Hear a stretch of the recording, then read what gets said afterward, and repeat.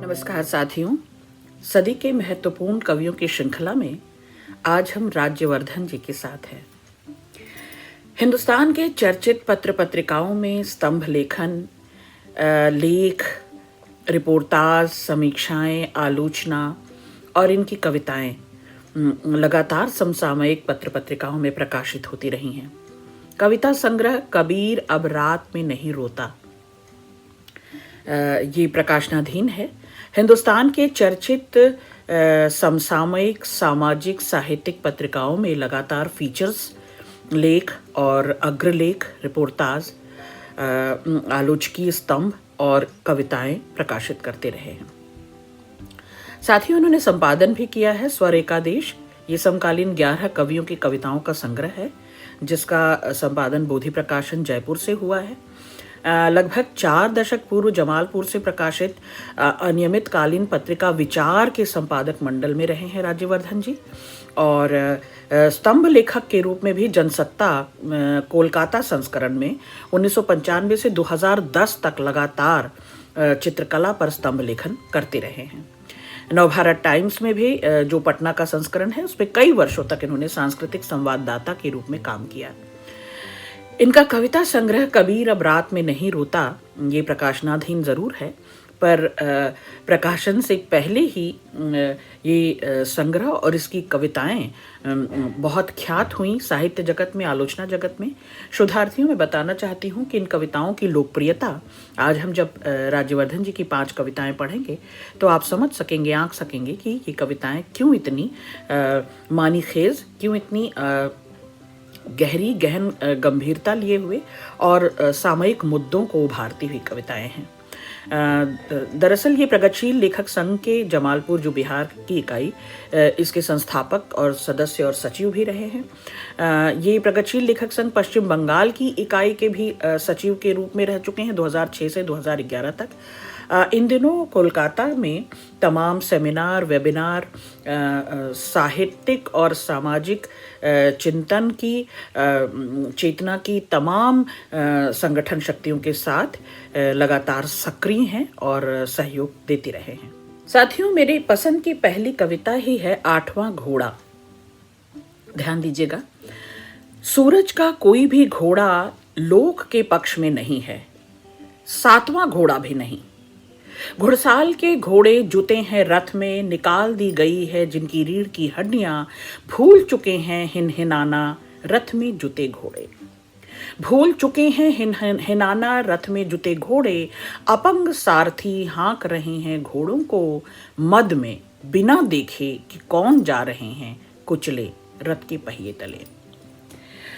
अपंग सारथी हाँक रहे हैं घोड़ों को मद में, बिना देखे कि कौन जा रहे हैं कुचले रथ के पहिए तले।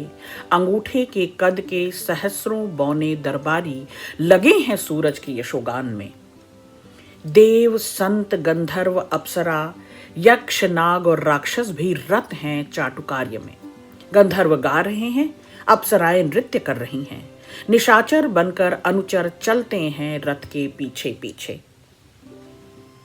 देव, संत, गंधर्व, अप्सरा, यक्ष, नाग और राक्षस भी रथ हैं चाटुकार्य में।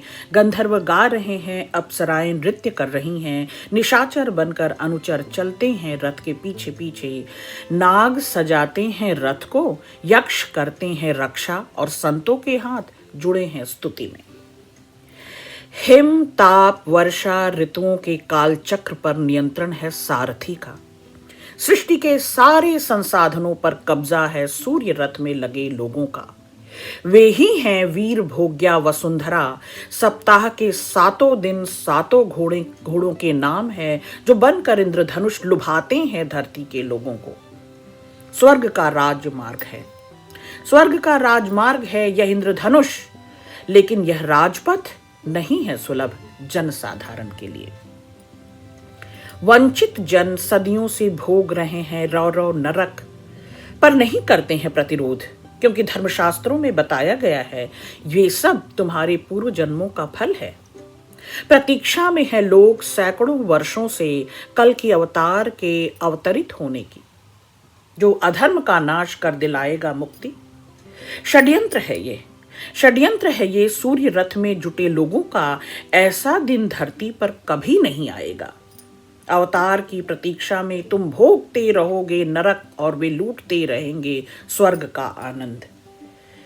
यदि धरती पर उतारना चाहते हो स्वर्ग, तो बनना होगा तुम्हें सूरज का 8वां घोड़ा, क्योंकि सूरज का कोई भी घोड़ा लोक के पक्ष में नहीं है, 7वां घोड़ा भी नहीं। साथियों, एक बार किसी विराट कवि ने, दिनकर ने, रश्मिरथी की कल्पना की थी।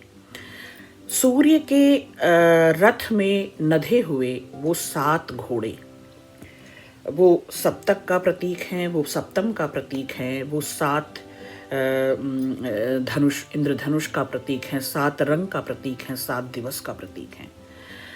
वे दरअसल इस सृष्टि के संवाहक, संचालक हैं। उस संयोजन में कुछ गड़बड़ी हुई है और राज्यवर्धन जी उसको भांप लेते हैं और एक दूरदर्शी कवि, एक विराट कवि, एक बड़े कैनवास पर ये दिखाने की और ये चेताने की कोशिश कर रहा है कि ये 7 घोड़े नाकाम हो रहे हैं सृष्टि के संचालन में, और जो अनदेखा है, अनचीन्हा है, जो हाशिए पर है, जिसे लगातार नजरअंदाज किया गया है, यानी जो जन है और जन का मन है, उसकी ओर कहीं किसी का ध्यान नहीं जाता। अपना 8वां घोड़ा यानी उस संचालक शक्ति का, उस सूर्य का, जब सब नम कर, झुक कर बेरीढ़ हुए जा रहे हैं, ऐसे समय में राज्यवर्धन उम्मीद करते हैं आपसे, शोधार्थियों, आपसे, अपने पाठक समाज से, सहृदय समाज से, कि और कोई नहीं बनेगा सूरज का 8वां घोड़ा। ये मुहिम उठानी पड़ेगी, ये आंदोलन शुरू करना पड़ेगा, कहीं से तो चेतना पड़ेगा, कहीं से तो चेतावनी उठानी पड़ेगी, और हमें बनना पड़ेगा वह घोड़ा, 8वां घोड़ा, जो लोक के पक्ष में होगा, जो जन के मन को टटोलेगा, जो जन को संचालित करेगा और जन आंदोलन खड़ा कर देगा। निश्चय ही बेहतरीन कविता है साथियों। दूसरी कविता है कबीर अब रात में नहीं रोता। इसी नाम से इनका उस संकलन भी प्रकाशनाधीन है। मैंने बताया आपको कि जिस प्रकाशन में, जिस संकलन में सभी कविताएं बड़ी ही कंटेम्प्ररी हैं, समसामयिक मुद्दों को, चिंताओं को, चुनौतियों को, प्रश्नों को उठाती हैं। ये कविता है, रचा जा रहा है अधूरा सच, फैलाया जा रहा है स्वप्निल आकाश में झुटपुटे शाम के वक्त, सुबह की लालिमा होने का भ्रम कि सूरज तो बस उगने ही वाला है। फैलाया जा रहा स्वप्निल आकाश में झुटपुटे शाम के वक्त, सूरज की लालिमा होने का भ्रम कि सूरज तो बस उगने ही वाला है। रचा जा रहा है अधूरा सच। छोड़ो अब कौन जाए अलख जगाने, अंधकार में सुखी हैं सब। आप देख रहे हैं यथास्थिति, ये जड़ता का दौर है, विनाश का दौर है, ये वैश्विक आपदा का दौर है। इस समय सब जड़वत हैं, शिथिल हैं, निष्प्राण, निष्प्रयास पड़े हुए, निश्चेष्ट पड़े हुए हैं, और राज्यवर्धन जी उसी ओर चेता रहे हैं। अंधकार में सुखी हैं सब, मिट जाता है सत्य असत्य, रूप अरूप का विभेद, विवेक भी अब जागृत नहीं होता, रहता है जानबूझकर मौन। और वे जो प्रायः मुखर हुआ करते थे, वे जो कहने का जोखिम उठाते थे, समय पर, मुद्दों पर, प्रश्नों पर, चुनौतियों पर बोलते थे, अब वे भी तो मौन हैं, उनका भी विवेक तो ठगा सा गया है। राज्यवर्धन जी चिंतित हैं। विवेक भी अब जागृत नहीं होता, रहता है जानबूझकर मौन।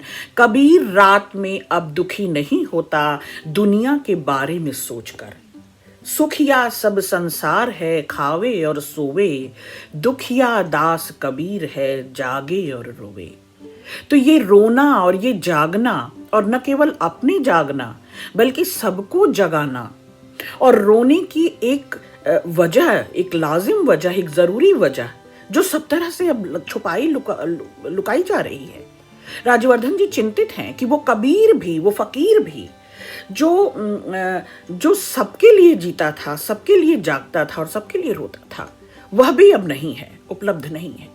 तो वो कबीर भी अब नहीं रहा, वो मन भी नहीं रहा, वो फकीराना अंदाज भी नहीं रहा। अब वह दुखी नहीं होता। जो विवेकशील था, जो मुखर था, वह भी अब दुखी नहीं होता। सचेष्ट नहीं होता, परेशान नहीं होता, अब दुखी नहीं होता दुनिया के बारे में सोचकर, सोता रहता है रात के अंधकार में, अलसाया सूरज उगने की प्रतीक्षा में। हम सब जैसे किसी और की पहल का इंतजार कर रहे हैं। शुरुआत हो, आंदोलन हो, चेतना जगे, सब जागरूक हो जाएं, लेकिन हमारे होने से या हमसे ही शुरुआत ना हो, हम इसकी शुरुआत ना करें, कोई और पहल कर दे, कोई और शुरुआत कर दे, कोई और पंक्ति में पहली व्यवस्था को प्राप्त करे। तो राज्यवर्धन जी इसके लिए चिंतित हैं कि किसी एक को तो ये साहस जोखिम कर उठाना पड़ेगा। तीसरी कविता है, बचपन में खेला हुआ चोर सिपाही, राजा मंत्री चोर सिपाही का खेल याद आ गया साथियों। हम पर्चियां बनाया करते थे बचपन में, आप भी शोधार्थियों बनाते रहे होंगे। और वो बचपन और वो बचपना और वो मासूम सोच, जिस संकोच के साथ राज्यवर्धन जी इस कविता में एक विराट बिंब बना देते हैं कि मैं हतप्रभ रह गई ये कविता पढ़कर, और मुझे लगा कि अरे ऐसा तो मैंने भी सोचा था। ये चिंता और ये परेशानी और मुझे भी साल रही थी, मुझे भी बार बार ये सवाल कौंधता था मेरे दिमाग में। और आप देखें, मैं कविता पढ़ती हूँ और उसके बाद इस पर बात करते हैं। शीर्षक है चोर सिपाही मंत्री राजा के खेल। बच्चे खेल रहे थे चोर सिपाही मंत्री राजा के खेल। पकड़ लिया सिपाही चिल्लाया, राजा के सामने पेश करो, मंत्री का आदेश हुआ। राजा के सामने चोर पेश हुआ, राजा ने सुनाई सजा, 10 नरम 10 गरम। सिपाही के 10 नरम 10 गरम चपत खाकर चोर बेहाल हुआ। याद है वो पर्चियां और वो चोर का मिल जाना और वो सिपाही की शिनाख्त कर लेना, और जब चोर की शिनाख्त हो जाती थी चोर को दंडित करना। 4 नरम 4 गरम, 10 नरम 10 गरम, चपत खाकर चोर बेहाल हुआ। देखता रहा बच्चों के इस खेल को, उसे बचपन में कभी हमने भी खेला था। तभी मन में अचानक ख्याल आया कि इस खेल में चोर, सिपाही, मंत्री, राजा सभी हैं, किंतु प्रजा क्यों नहीं है? तभी अचानक ख्याल आया मन में, इस खेल में चोर, सिपाही, मंत्री, राजा सभी हैं, परंतु प्रजा क्यों नहीं है? यह प्रश्न मथता रहा कई दिनों तक। यह यक्ष प्रश्न माँ, पिताजी, भाई बहन, नानी, दादी, चाची, बुआ सभी से पूछा। किसी का भी जवाब सटीक नहीं लगा और प्रश्न करता रहा परेशान। परेशानी के दौर में एक दिन सपने में आया एक दानिशमंद, पूछना चाहता था उससे भी यही प्रश्न, मगर नहीं पूछा। देखकर मेरी ओर वह मंद मंद मुस्कुराया और कहा, जानना चाहते हो ना कि इस खेल में प्रजा क्यों नहीं है? अरे इस खेल में चोर ही असल में बेबस प्रजा है। राजा, मंत्री और सिपाही ने मिलकर चली है चाल, छिपाने को अपना अपना अपराध। प्रजा को ही चोर घोषित कर दिया है, और बेचारी प्रजा न जाने कब से इसकी सजा भुगत रही है और कह नहीं पा रही कि वह चोर नहीं है। साथियों, बचपन का खेला हुआ ये खेल जो हम सब ने खेला होगा, हमारे बाद की पीढ़ियों ने खेला, हमसे पहले की पीढ़ियों ने खेला, सबके मन में ये जिज्ञासा, ये प्रश्न रहा होगा कि वो प्रजा कहाँ है। लेकिन जिसे फंसाया जा रहा है, जिसे कुचक्र में, षड्यंत्र में, अनीति में, अत्याचार में, अपराध के आरोप में बार बार फंसाया जा रहा है, वो हर कोई नहीं है। वो मासूम प्रजा ही है जो सवाल करना जानती है, जो शंका करती है, जो अपने विवेक से तर्क करती है, जो पूछना कुछ चाहती है। वे सब अपराधी हैं। इन तीनों की संगठित अपराधियों का जो ये समूह है, ये जो संगठन है, राजा, मंत्री और सिपाही, ये तीनों दरअसल एक ही थैली के चट्टे बट्टे हैं।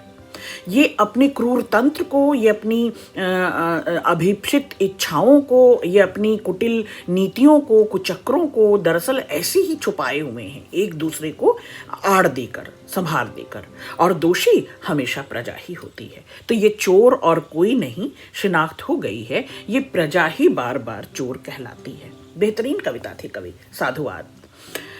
अगली कविता है नदी आदमखोर हो गई। दादी सुनाती थी किस्सा, लगातार बारिश होने पर बाढ़ पहले भी आती थी किसी किसी साल। चढ़ता था पानी बित्ता बित्ता, जैसे कोई शिशु बढ़ता हो धीरे धीरे। नहीं होती थी जान माल की हानि।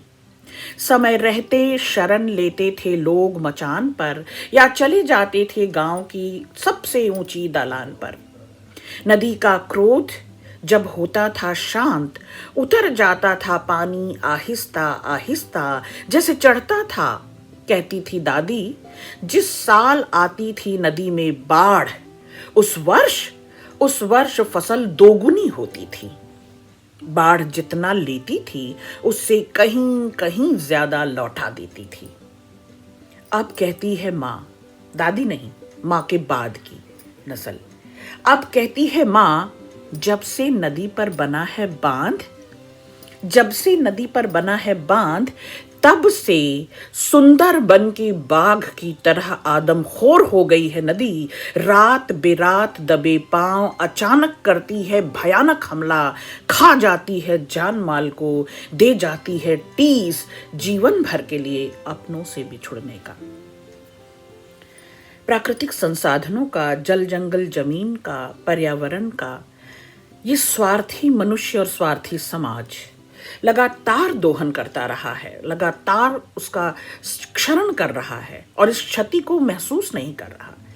उसका स्वार्थ उसके विवेक को खा गया है और वह सोच नहीं पा रहा, वह इस बात को समझ नहीं पा रहा है।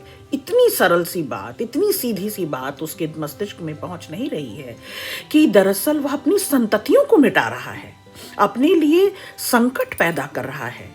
खेत खलिहान में अनाज नहीं होंगे, ये कृषक प्रधान देश है, हरित क्रांति वाला देश है, और यहाँ जब खेत खलिहान में अनाज नहीं होंगे, नदियाँ उफान लेंगी, वे बेपरवाह हो जाएंगी, बेलौस हो जाएंगी, बेलगाम हो जाएंगी और अपने कोल किनारों को तोड़ देंगी, और जब वो तोड़ देंगी तो संकट लाएंगी।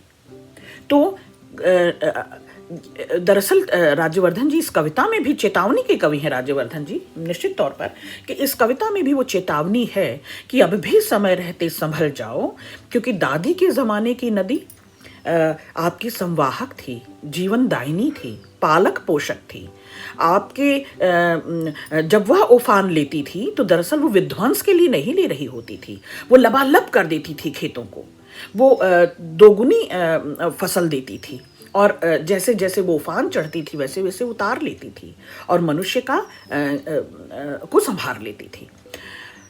ये स्वार्थी मनुष्य और ये स्वार्थी समाज जब से दोहन में लगा है, जब से उसकी सुरक्षा और संरक्षण की बात नहीं करता, दरअसल अब नदियां, ये जल प्रवाह बदला लेने पर हैं, वो अपने विद्रोह पर आ गए हैं और अब समूल मानवीय सभ्यता का, इस संस्कृति का और सृष्टि का नाश है।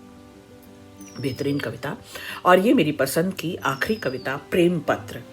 शोधार्थियों, प्रेम के मैंने हर सदी के महत्वपूर्ण कवियों की हर उन 5 कविताओं में प्रेम के स्वरूप को जरूर देखा है। राज्यवर्धन जी की नज़र में दुनिया की सबसे उत्कृष्ट रचना है प्रेम पत्र। धरती पर सबसे ज्यादा जीवंत रचना है प्रेम पत्र। जब कोई प्रेम पत्र रचता है, जब कोई प्रेम पत्र पढ़ता है, लिखते लिखते वक्त, लिखते पढ़ते वक्त तन मन में अदृश्य परमाणु महाविस्फोट सा बहुत कुछ घटित होता है।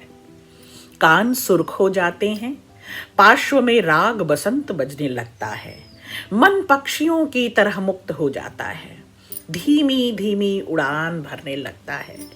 कभी कभी तो आंखें सजल हो जाती हैं, कबीर का पानी भीग जाता है। प्रेम पत्र बचा रहेगा तो प्रेम भी बचा रहेगा, प्रेम बचा रहेगा तो दुनिया भी बची रहेगी। दुनिया की नज़र से बचा रखे हैं मैंने प्रेम पत्र।